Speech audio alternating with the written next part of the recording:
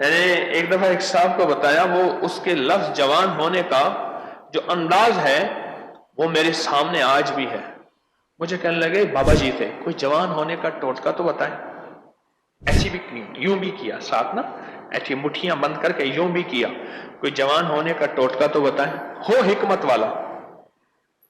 میں نے کہا 3 چھوارے اور 3 خوبانیاں جوان۔ کیسے؟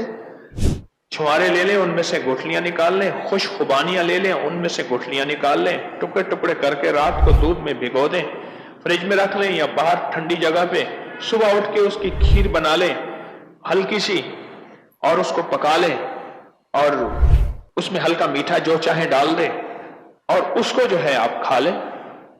گرمیاں ہیں تو ٹھنڈا کر کے، سردی ہے تو نیم گرم اس کو کھا لیں۔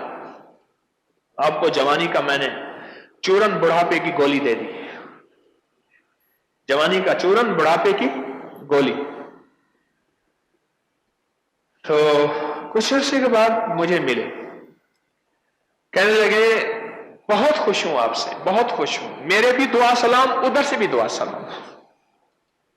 لوگوں کو اپکری یوٹیوب چینل ہر وقت سبسکرائب کرائیں، آپ دوسروں کے لیے صدقہ جاریہ بنیں گے، اللہ پہلے آپ کی مصیبت ٹالے گا۔ تھوڑا سی ایسی جگہ ہٹائی تو وہ دیگ نکلا، تو فرمایا پھر مٹھیاں سونے کی بھر بھر کے دیتے تھے۔ مجھے ایک صاحب کہنے لگے کوئی ایسا عمل بتائیں کہ میں چاہتا ہوں میری 7 نسلوں میں رزق ختم نہ ہو۔ جو کوئی ہے 70 اولیاء نے فرمایا کہ جو بندہ یہ وظیفہ پڑھے گا اللہ کا عرش ہل جائے، لا علاج بیماریاں ہوں، دکھ ہوں، غم ہوں، قرضے ہوں، مصیبتیں ہوں، ناکامیاں ہوں اور پریشانیاں ہوں، اور ایسے حالات کہ جو انسان کہے کہ بس سب تو موت ہی ہے، اس کے علاوہ کوئی راستہ نہیں، کوئی ایسی پریشانی ہو، اللہ کا نظام ہے کہ اس پہ وہ ملتا ہے جو انسان گمان نہیں کر سکتا، سوچ نہیں سکتا۔ یہ فیصل آباد کے ساتھ مامو کانجن میں ایک درویش ہوتے تھے، صوفی عبداللہ صاحب رحمت اللہ علیہ، بڑے اللہ والے تھے، درویش تھے، اللہ سے مانگتے تھے اللہ دے دیتا تھا۔ تو مجھے ان کے ایک شاگرد نے بتایا، اردو بازار لاہور میں ہوتے تھے، کہنے لگے کہ میں ایک دفعہ گیا تو مجھ سے فرمانے لگے کہ میرے سارے کے سارے طالب علم استاد جمع ہو کے آ گئے کہ ہمارے جو ہے وہ ہمارے راشن نہیں، کھانا پینا کچھ نہیں، تنخواہیں نہیں ملی، سب چیز ختم ہو چکی ہے، تو اب ہمیں اجازت دے دیں، آپ کے پاس تو ہے نہیں۔ اچھا فرمایا مجھے چند دن دے دو، جتنے اور دن صبر کر لیا، چند دن مجھے دے دو۔ تو فرمایا پھر بیٹھ گئے مسلح، اس کو جو وجدانی کیفیت کے ساتھ دل کی گہرائیوں اندر کے درد کے ساتھ پکارتے تھے، اتنا درد، اتنا غم، اتنا درد، اتنا غم جو پکارتے تھے کہ ایسے محسوس ہوتا تھا کہ زمین ساری کی ساری ہل رہی اور ہر طرف ایک نظام چل رہا ہے۔ اور جب پھر اس صورت کو پورا کرتے تھے، پر بات یہ ہے وہ دعا پڑھتے نہیں تھے، مانگتے تھے۔ ایک ہے دعاؤں کا پڑھنا، ایک ہے دعاؤں کا مانگنا۔ دعا پڑھتے نہیں تھے، مانگتے تھے، اور اللہ مانگنے والے کو دیتا بھی ہے، اللہ مانگنے والے کو عطا بھی کرتا ہے، اور اللہ کی رحمت مانگنے والے کے ساتھ سدا رہتی ہے، ہمیشہ رہتی ہے۔ کہ ایسے مانگے، ایسا مانگا کہ اللہ پاک کو ترس آیا۔ چند ہی دنوں میں فرمایا اللہ نے دکھایا کہ یہ دیگ ہے سونے کی بھری ہوئی ہے، اور میں نے آپ کے حوالے کر دی، اور تھوڑا سی ایسی جگہ ہٹائی تو وہ دیگ نکل آئی، تو فرمایا پھر مٹھیاں سونے کی بھر بھر کے دیتے تھے، اور کہتے تھے اس کو حسب ضرورت خرچ کرنا، خیال کرنا، کہیں فضول خرچی نہ کرنا، اسراف نہ کرنا، اللہ کے خزانے ہیں اور برکت والے ہیں، کہ اللہ ناراض ہو کے چھین نہ لے، کہ اللہ ناراض ہو کے چھین لے۔ آپ کہنے لگے کوئی ایسا عمل بتائیں، کوئی ایسا عمل بتائیں کہ میں چاہتا ہوں میری 7 نسلوں میں رزق ختم نہ ہو، جو مہنگائی اور حالات اور پریشانیاں میں دیکھ رہا ہوں۔ میں نے کہا روزانہ 40 منٹ بیٹھ، 40 منٹ صبح دوپہر شام، جو تیری تنہائی کا وقت ہو، کہ یا اللہ دنیا میں ایسی جگہ کوئی کہیں ہوتی، اکیلے بیٹھے رہتے یاد تیری دل نشی ہوتی، اکیلے بیٹھے رہتے یاد تیری دل نشی ہوتی۔ 40 منٹ کوئی ایسا بیٹھ ایسا بیٹھ 40 منٹ اس انداز سے مصلی پہ، کہیں بستر میں، کہیں ایسی جگہ جہاں سوئے نہیں، اور بس صرف ایک بار سورۃ فاتحہ پڑھ، اور اس کے بعد ایاک نعبد و ایاک نستعین کو دوہرا، وجدان سے پڑھو، ایسے پڑھ کے رونگٹے کھڑے ہو جائیں، آنسو بہنے لگ جائیں، دل کے اندر کا درد اور دل کا اندر کا غم اور اللہ کے سامنے حاضری، استحضار، یہ کیفیتیں تیری ہوں کہ بس اس کے علاوہ کوئی مجھے یاد نہ رہے، اس درد سے پڑھ 40 منٹ۔ 40 کی عدد کے ساتھ کائنات کے رازوں کا بڑا تعلق ہے۔ 40 کا جو عدد ہوتا ہے، بس 40 کے عدد کے ساتھ پڑھ، اور بہت توجہ سے پڑھ، اور بہت دھیان سے پڑھ، بہت توجہ سے روز پڑھ۔ مجھ سے کہنے لگا کتنے دن پڑھوں؟ تو میں نے اس سے کہا مجھ سے یہ دن نہ پوچھ، تیرا دل خود بولے گا کہ فیصلے ہو گئے ہیں، بس ختم۔ اگر کوئی بندہ اس کی تاثیر لے لے، پڑھتے پڑھتے تاثیر ملتی ہے، کسی کو جلدی کسی کو دیر سے، جتنا یقین اور جتنا کامل اعتقاد اور جتنا کامل اعتماد ہوتا ہے، اتنا اس کی طاقت اور تاثیر 100% ملتی ہے۔ انہوں نے بتایا کہ جو بندہ پڑھے گا اس کو گناہوں سے چھٹکارا ملے گا، اور یہ سچ ہے، گناہ کسی بھی قسم کے ہوں۔ ایک اور اس پہ فائدہ ہوتا ہے، وہ فائدہ یہ ہوتا ہے اس کو کشف القبور حاصل ہوتا ہے۔ کشف القبور یہ ہوتا ہے کسی بھی بندے کی قبر میں یا کسی صاحب مزار میں یا کسی اللہ والے کی قبر پہ یا کسی بڑے کی قبر مزار پہ بیٹھ کر اگر آنکھیں بند کرے گا، سر جھکائے گا اور چند بار یہی پڑھے گا، تو یا وہ نظر آ جائیں گے یا پھر پوری کی پوری زندگی ان سے گفتگو، ان سے باتیں اور ان سے حالات اور ان سے واقعات اور ان سے لینا اور ان سے پوچھنا اور ان سے فائدہ اور ان سے استفادہ، یہ سب شروع ہو جائے گا۔ اور کتنی بار پڑھنی ہے؟ ایک بار، اور ہر نماز کے بعد۔ اگر آپ میرا اور میری نسلوں کا تصور کر لیں گے، پھر فائدہ تجربہ کر لینا، دیکھ لینا۔ سخت تصور میرا اور میری نسلوں کا، اگلا اس کا فائدہ یہ ہوتا ہے کہ اس کو کشف الصدور ہوتا ہے۔ کشف الصدور یہ ہے اس کے سینے میں کیا بات ہے، اس کے سینے میں میرے لیے کھوٹ ہے یا خیر ہے، اس کے سینے میں میرے لیے محبت ہے یا نفرت ہے، اور اس کے سینے میں میرے لیے کیا فیصلے ہیں، یہ سب کچھ اس کو ملتا ہے۔ کس کو؟ جو بندہ صرف نماز کے بعد، اس کا ایک اور فائدہ اور بھی ہے، سورۃ الحاقم التکاثر کا ایک اور بھی فائدہ زبردست ہے۔ جو چاہتا ہے کہ میری دعاؤں میں خشوع ہو، دھیان ہو، میری نماز وہ ہو کہ جس نماز میں میں اللہ سے باتیں کروں، وہ نماز جو اللہ سے باتیں کرنے والی نماز، ایسے میں جیسے اللہ سے باتیں کر رہا ہوں، ایسے میں اللہ کو اپنے دکھ سنا رہا ہوں، ایسے جیسے میں اللہ کو اپنے غم سنا رہا ہوں، ایسے جیسے اللہ کے ساتھ راز و نیاز کر رہا ہوں، ایسا ایک سجدہ بھی نصیب ہو جائے تو خوش قسمت انسان ہوگا۔ ایک سجدہ بھی نصیب ہو جائے زندگی میں۔ اور جو سورۃ الحاقم التکاثر پڑھتا ہے، سورۃ الحاقم التکاثر، اس کی زندگی میں نماز میں خشوع، دھیان، سجدوں میں دھیان، اللہ کے ساتھ تعلق، تعلق تو جانتے ہیں، تعارف کسے کہتے ہیں؟ جس کو کہتے ہیں معرفت۔ یہ اللہ پاک یہ چیزیں شروع کرا دیتے ہیں۔ سورۃ التکاثر کے فائدے عجب ہیں، کہیں گے تو میں اس کو ہی بتانا شروع کر دوں گا، اس کے بہت فائدے ہیں۔ میں نے ابھی بہت سے مضامین آپ کو اور دینے ہیں، بہت سی باتیں اور دینی ہیں۔ سورۃ الحاقم التکاثر، اس کا کیا فائدہ ہوا آپ کو؟ آپ نے کیا بتایا؟ دنیا کا کتنا خوش قسمت انسان۔ حضرت عباس رضی اللہ تعالیٰ عنہ سے کسی نے پوچھا آپ یہ بتائیں کہ ولی کون ہے؟ تو دوسرا بندہ بولا ولی وہ ہے جو دن کو روزہ رکھے اور رات کو تہجد پڑھے اور مصلی سے نہ ہٹے، اس کی روشن راتیں ہوں روشن دن ہوں، وہ نہیں. عباس رضی اللہ تعالیٰ عنہ نے فرمایا نہیں. تو فرمایا آپ ہی فرما دیجئے کہ ولی کسے کہتے ہیں؟ فرمایا ولی وہ ہے جو گناہوں سے بچ گیا. ولی وہ ہے گناہوں سے بچ گیا.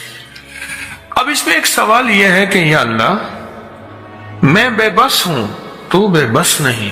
یہ الہاکم التکاثر اس وقت کام آتی ہے جب انسان 100% بے بس ہو جائے.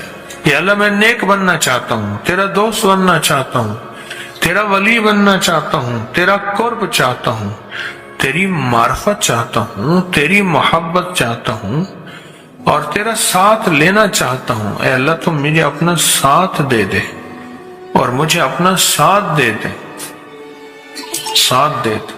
اور ہوں بے بس، میرے پیچھے نفس اور شیطان ہے، میرے پیچھے شیطانی دنیا ہے. اے اللہ میں تیرا دوست بننا چاہتا ہوں اور تیرے مدینے والے کملی والے کے دوست کا دوست بننا چاہتا ہوں. اے اللہ میں کیسے کروں؟ میں بے بس ہوں تو بے بس نہیں، میں بے بس ہوں تو بے بس نہیں. تو اسی لمحے میں اللہ پاک جل شان ہو، اسی لمحے میں اللہ جل شان ہو اپنی مدد کو اس کے ساتھ سورۃ التکاثر کی وجہ سے شامل کر دیتے ہیں. سورۃ التکاثر کی وجہ سے، سورۃ الہاکم التکاثر کی وجہ سے اس کے ساتھ شامل کر دیتے ہیں. اللہ کہتے ہیں میرے بندے تو بے بس ہے، تو نے مجھے اپنے ساتھ ملایا ہے. بتا شیطان طاقتور ہے یا میں طاقتور ہوں؟ نفس طاقتور ہے یا میں طاقتور ہوں؟ جذبے طاقتور ہے میں یہ طاقتور ہوں؟ نیگیٹیوٹی طاقتور ہے یا میں طاقتور ہوں؟ تو اللہ ہی طاقتور ہے، وہ تو اللہ ہی طاقتور ہے، اللہ ہی طاقتور ہے. اور جو اللہ کی طاقت اور اللہ کی قوت کو اپنی رحمت کے ساتھ، اللہ کی رحمت اس کے ساتھ شامل ہو جائے تو اس سے بڑی نعمت اور سعادت کیا ہوگی؟ اس سے بڑی نعمت اور سعادت کیا ہوگی؟ آپ کے پاس کسی اور کے پاس سورۃ الہاکم التکاثر کا فائدہ ہے؟ بولیں کسی کو الہاکم التکاثر کا فائدہ پہنچا بتائیں. لیکن میرے پاس وہ عمل جو ہے، جو آپ نے عمل دیا ہے، 4 رکعت نماز نفل سوتے وقت پڑھنی ہے کٹھے ایک ہی اتحیات کے ساتھ، اور اس کی ہر رکعت میں سورۃ تکاثر پڑھنا ہے، الہاکم التکاثر پڑھنا ہے، الہاکم التکاثر، الہاکم التکاثر پڑھنا ہے. تو کہا کہ میرا ایک رشتہ دار تھا نہایت ان پڑھ، بالکل کہتے پتہ نہیں اس کو کلمہ آتا تھا یا نہیں آتا تھا، مجھے یہ بھی پتہ ہے نہیں. تو میں نے اس کو خواب میں دیکھا. پھر کہتے میں نے پوچھا سنا خالو کیا بڑھیا، خالو تھا، سنا خالو کیا بڑھیا. پھر اس وقت آپ بیگم کے پاس کھڑی تھی تو وہ بیگم نے بلایا ادھر، کہنے میرے بات کی جا رہا تھا ایک بچے کے ساتھ، انہوں نے کہا یہ تصویر کھانے دے گئے بھی اس کے بجے. کہنے لگا بیوی بھی ساتھ کھڑی تھی تو کہا مجھے، کہنے لگا میں نے تیرے ساتھ نہیں جانا، اس کے پاس جانا ہے. یہ ایک دفعہ مجھے تسبیح خانے لے کر گیا تھا، وہ اسی کی وجہ سے بچ گیا، اسی کی وجہ سے بچ گیا.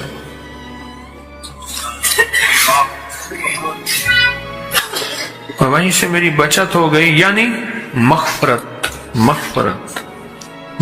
ہو گئی، اسی کی وجہ سے بچ گئی. کہتے ہیں نماز میں جب خیالات کی بھرمار ہو جاتی ہے تو میں اگلی رکعت میں سورۃ تکاثر پڑھ لیتا ہوں، سورۃ فاتحہ کے بعد سکون آ جاتا ہے. اللہ کے ولیوں نے اپنی کتابوں میں ایک بات لکھی ہے، ہم نے جب بھی اس دعا کو پڑھا اللہ پاک جل شانہ نے اسے فوری عطا فرمایا. اللہ نے آج تک اس دعا کے مانگے کا رد نہیں فرمایا. ایک واقعہ ہے غزالی کرم اللہ وجہ کا. غزالی ایک سفر میں، تجارت کے سفر میں تشریف لے گئے، سفر تجارت میں آپ تشریف لے گئے. جب وہاں آپ تشریف لے گئے تو دیکھا ایک شخص ہے، جھونپڑی، اس میں سے کرہانے کی آواز آ رہی ہے. آپ اندر تشریف لے گئے تو صاحب خانہ نے اندر سے آواز دی جو بھی صاحب آ رہے ہیں اجازت سے آئیں. سمجھ گئے اندر مستورات ہیں. وہ صاحب باہر تشریف لے آئے تو پوچھا کیا ہوا؟ करहाने की आवाज क्या है? कहा मेरी बेटी है, जंगल में लकड़ियां लेने गई, इसके ऊपर एक दरख्त गिर गया काटते काटते, और उसकी वजह से इसकी कमर टूट गई है। अब ये बिस्तर पे पड़ी है, अब ये बेचारी तकलीफों और दुखों में है। आपने फरमाया कोई मसला नहीं, मैं एक अमल करता हूं, तू ऐसा कर, सिर्फ उसका कपड़ा ले आ। आपने उसके कपड़े को सामने रखा, उसको कहा इसको पकड़, और उसकी तरफ यूं उंगली की, और ये दुआ जो अब हम पढ़ने लगे हैं, बस ये दुआ पढ़ी, और सिर्फ चंद बार ही पढ़ती, अंदर आवाजें खामोश हो गई, चुप हो गई। आपने फरमाया पूछो जाके। आप वो बंदा अंदर गया तो वापस आया, कहा बेटी को नींद आ गई है, आज कई हफ्ते हो गए हैं, सो नहीं सकी, दर्द से करहा रही थी, इसको नींद आ गई है। आप फरमाने लगे मैं सफर में जा रहा हूं, जब वापस आऊंगा ना फिर पूछूंगा, अगर कोई तकलीफ हुई तो फिर दम करूंगा, फिर दुआ करूंगा और इंशाल्लाह ठीक हो जाएगी।